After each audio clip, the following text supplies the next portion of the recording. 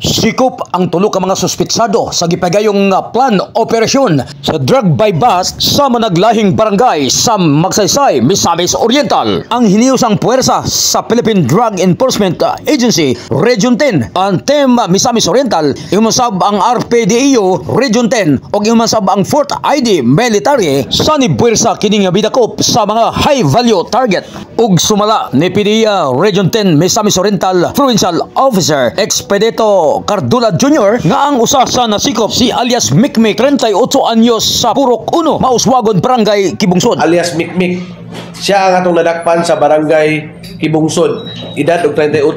Nakuhaan na to og upat ka sachet nga shabu, weighing more or less 20 grams.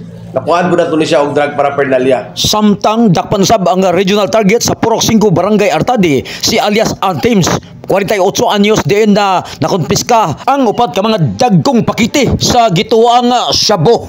Alias Alpems, usa na siya ka regional target. So, ubay-ubay ato nakuha nga illegal nga droga sa iya, mukabat og sobra 100 grams of illegal drugs. Samtang wala usab na kaikyas ang incumbent sang Guniang Bayan member sa Purok 2 Candies Magsaysay nga si alias Kuy Abs 49 anyos. Saka municipal councilor, ilado ni siya, number 4 siya nga municipal councilor sa munisipyo sa Magsaysay. Dito sa Purok 1 Candies Magsaysay, Misamis Oriental ang iyang balay atong gikandakan og service of search warrant. Nakuha na to siya og 5 ka pakete sa mga illegal nga droga. More or less, muwi siya og mga 5 grams of illegal drugs. Gidugang pamahayag ni Cardula nga atol sa pag-search sa search warrant, walay naitabo nga komosyon tali sa mga otoridad o sa tulog ka mga dinakpan. 100 operatives and 11 ka units ang atong gigamit because it is planned operation. Nakuha na itong advantage.